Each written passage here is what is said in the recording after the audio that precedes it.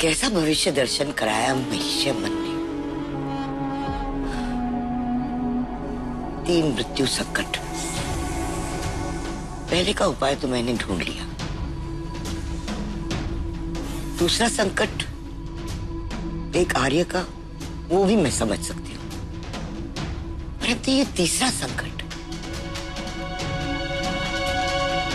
मेरे लिए एक पहेली बन गया है। इसे कैसे सुलझाऊं? कैसे?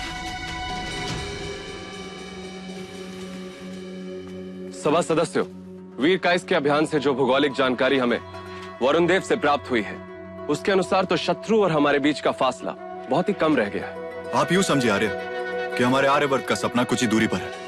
बस एक हाथ में तलवार उठानी है और एक हाथ में आर्य ध्वज। वीर आर्यों, तुम अपनी विचारों की गति पर बढ़े ही चले जा रहे हो। रुको, सोचो।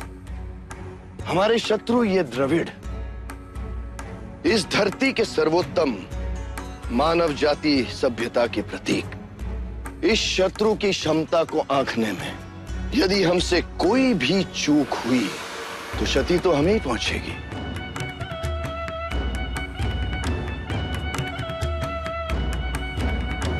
इस युद्ध की तैयारी में किसी भी प्रकार की भूल की संभावना नहीं हो सकती।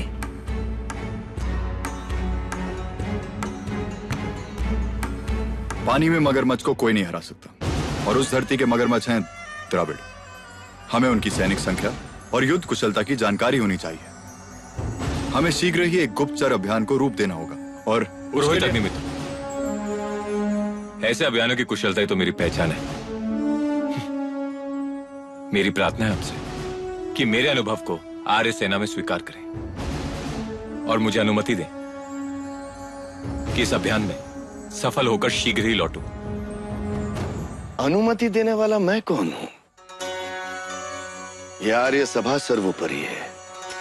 यहां सर्वसम्मति की मान्यता है। मैं तो केवल इंद्रदेव की इच्छा को आप तक पहुंचाता हूं। तो क्या आर्य सभासदों को मेरी प्रार्थना स्वीकार है? मुझे स्वीकार है। मुझे भी स्वीकार है। स्वीकार है। स्वीकार है। मुझे भी स्वीकार है। और आपसे एक प्रार्थना है कि अपने इस अभियान पे मुझे भी साथ में लेके चलिए। मैं अपनी जीव शक्ति लगा दूंगा। मात्र एक अभियान का हिस्सा बनकर खुद को प्रवीण समझ बैठे।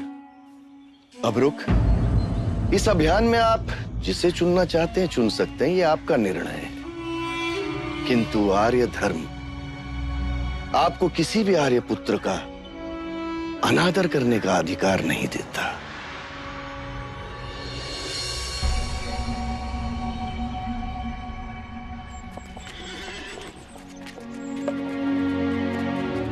वरुण देव, क्या तय हुआ? हम युद्ध की तैयारी करें? नहीं बाबा, पहले एक गुप्तचर अभियान जाएगा जिसका नेतृत्व आपके सेना प्रधान अबरूक करेंगे। फिर तो मेरी आवश्यकता पड़ेगी सभासद अबरूक को। पर बाबा, आप इस अभियान पे... मैं तो उनके हर अभियान का हिस्सा रहा हूं। पर लो, वो आ गए।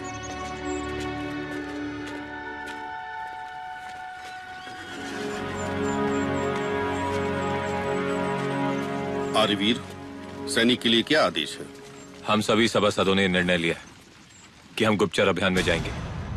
हम वहां पर ज्यादा जानवर नहीं ले जा सकते, इसलिए मैंने तय किया कि हम ले जाएंगे 4 गधे और तुम्हें।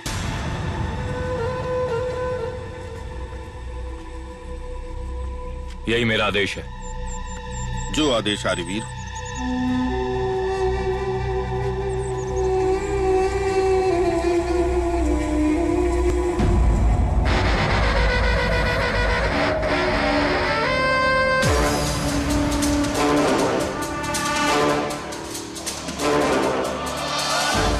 देवसेना का राज्याभिषेक टल गया।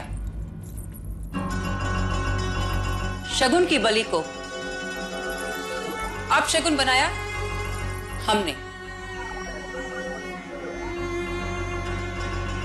लेकिन आगे आने वाले दिवसों में होना तो वही है। उस सिंहासन पर देवसेना को ही बैठना है। नहीं रानी, ये तब तक होना कठिन है जब तक थंगम आपके साथ है। ये भाले मैंने बनवाए हैं, आप इनमें से कोई एक चुन लीजिए, कोई सा भी।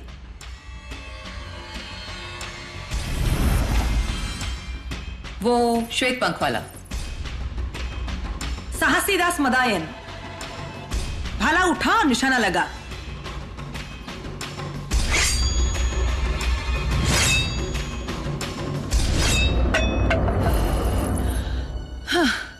कैसे सैनिक है तुम्हारे दल में? इतने पास का लक्ष्य भी नहीं भेज सकते? क्षमा चाहूंगी रानी, लक्ष्य उधर नहीं इधर था।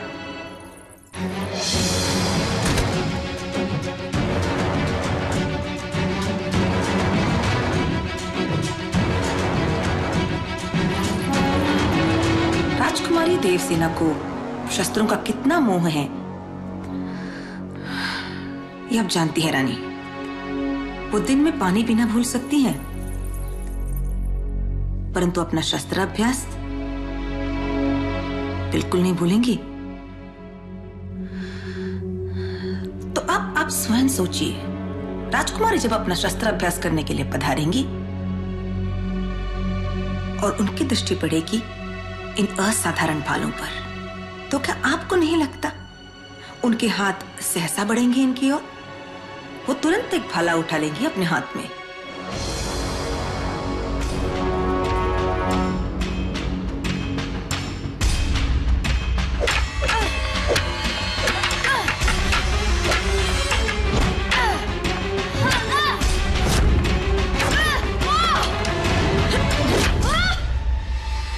अब अभ्यास मेरे साथ करो।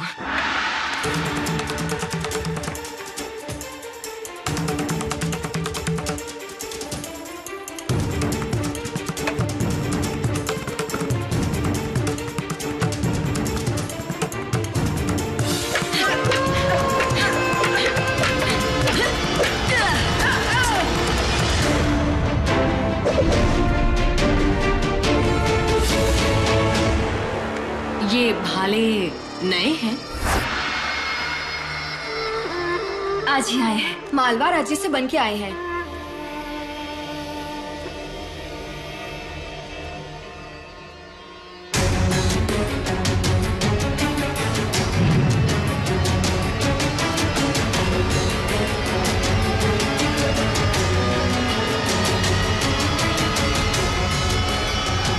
उन्हें छूना मत।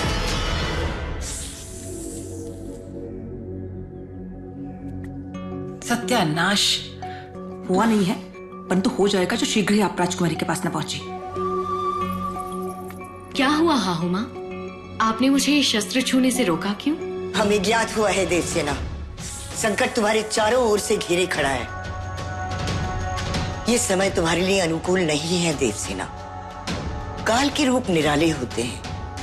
संकट कब, कहां, किस रूप में प्रकट हो कहना कठिन है। आप बिल्कुल सही कह रही हैं हाहुमा। तुम सब यहाँ पे क्यों खड़े हो? चलो उठाओ सारे शस्त्र यहाँ से अभी।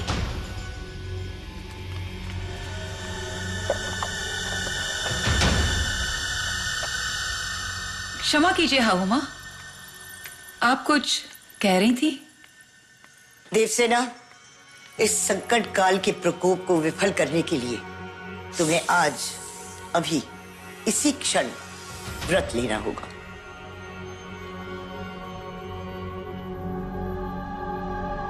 ठीक है हाहुमा, आपका कहा मेरे लिए धर्मादेश है।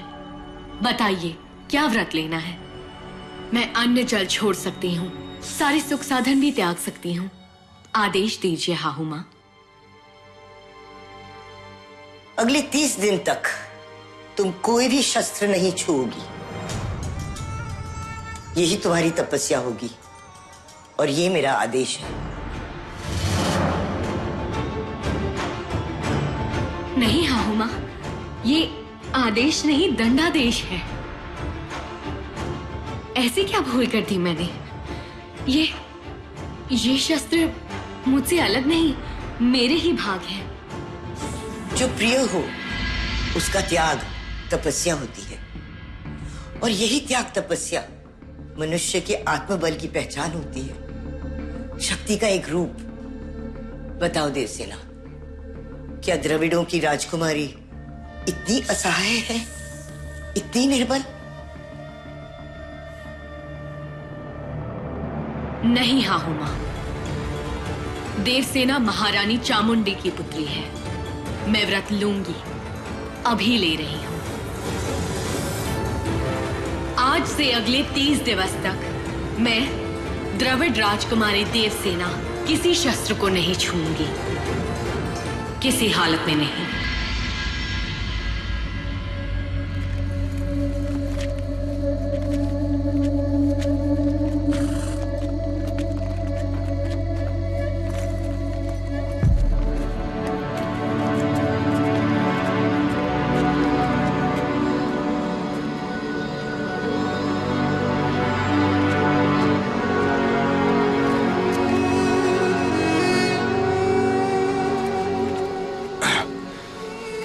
बाबा,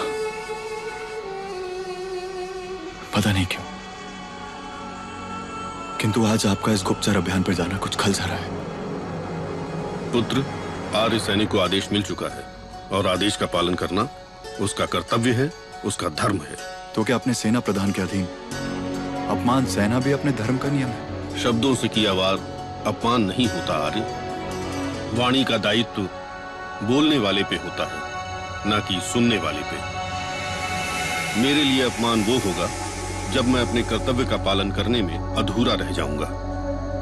अपने कर्मों का लेखा पूरा करके ही एक आर्य इंद्रलोक में प्रवेश पा सकता है, और मुझे पूर्ण विश्वास है कि मेरे प्रवेश को तो स्वयं इंद्र भी रोक नहीं सकते।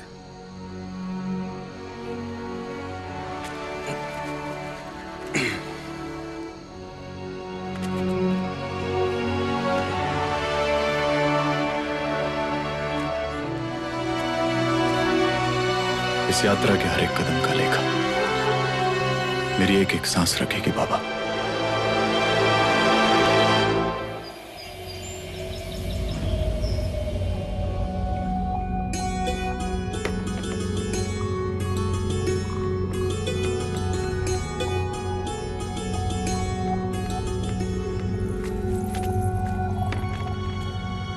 देवसेना,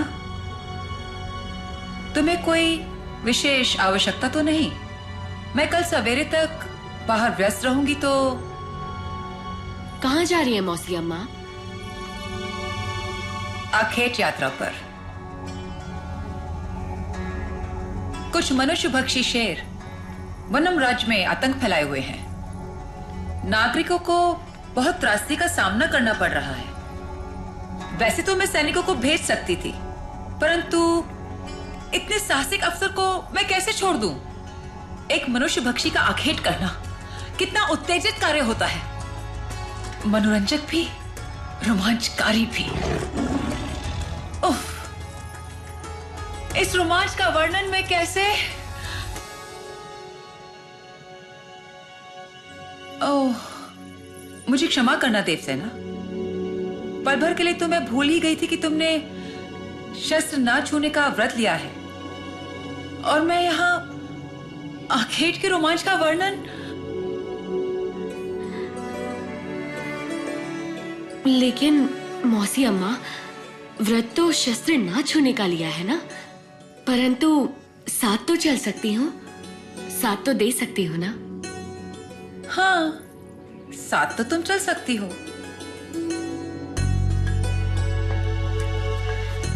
किंतु मुझे पता है, अप्पा को पता चला तो वो। पर उन्हें कैसे पता चलेगा देवसेना? मैं तुम्हें एक उपाय दूं?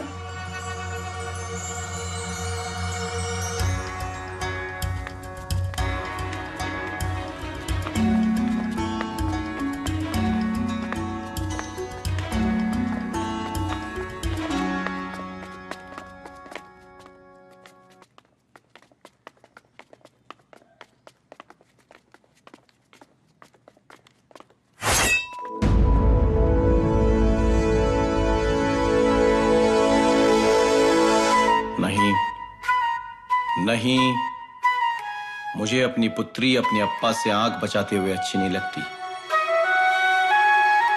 अप्पा, आपने मुझे पहचाना कैसे? मैं तुम्हारे पांव के एक एक आहट से परिचित हूं, देवसेना।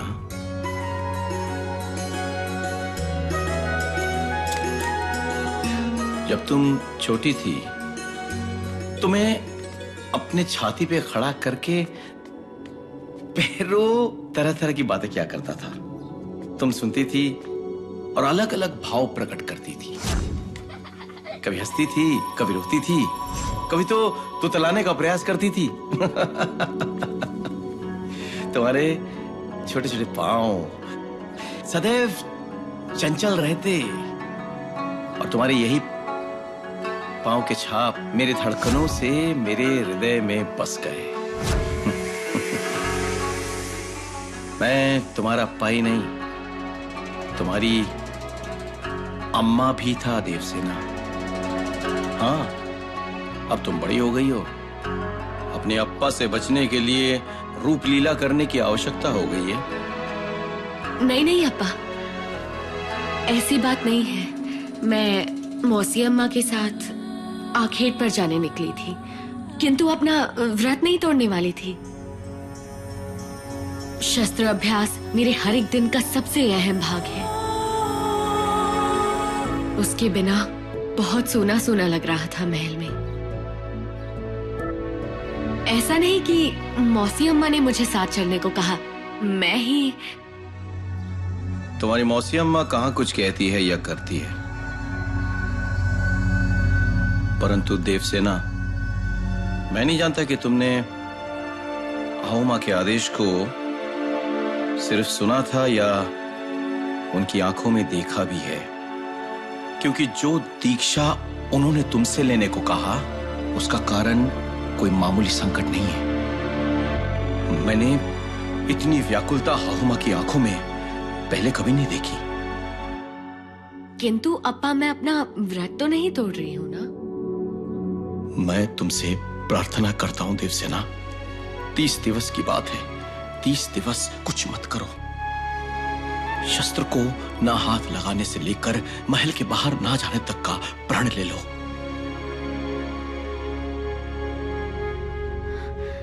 मैं प्रण लेती हूँ अप्पा, जैसा आहूमा ने कहा था। जैसा आप कह रहे हैं वैसा ही करूंगी। इस प्रण के विपरीत अगर तुमने एक पग भी उठाया, संकट को अपने निकट आने दिया, तो मैं समझूंगा कि तुमने अपने हाथों से मेरी छाती में तलवार घोंप दी। नहीं अप्पा, कभी नहीं।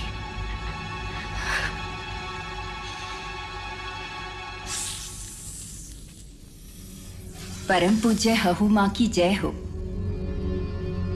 आर्य आ गए हैं। हाँ पूज्य आहूमा, हमारे गुप्तचरों से समाचार आया है, सिंधु नदी के पार आर्य सैनिकों का विशाल समूह इकट्ठा हो रहा है।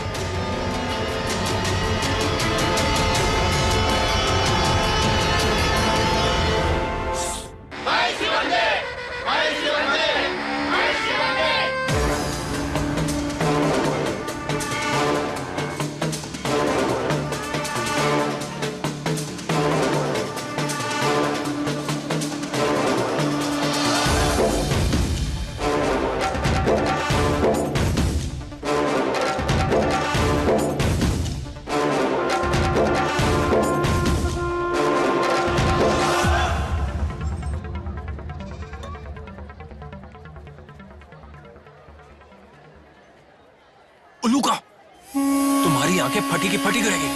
खुद तो फंसोगी, हमारे गुप्तचर अभियान को भी खतरे में डालोगी। जानते हो, इतने वर्षों में मेरे सारे गुप्तचर अभियान सफल क्यों रहे? क्योंकि मेरे सेना में तुम्हारी तरह कोई मोटी बुद्धि वाला सैनिक नहीं था। ये चांदी का चिन्ह और सभासद की पदवी मुझे इन्हीं सफलताओं की वजह से मिली। और मैं अपना जीवन और ये पदवी तुम्हारे जैसे किसी इंसान के लिए नहीं खोना चाहता। क्षमा कर दें आर्यवीर। बेटा तुझ प्रार्थना करता है और पिता जीवन भर क्षमा प्रार्थी रहेगा।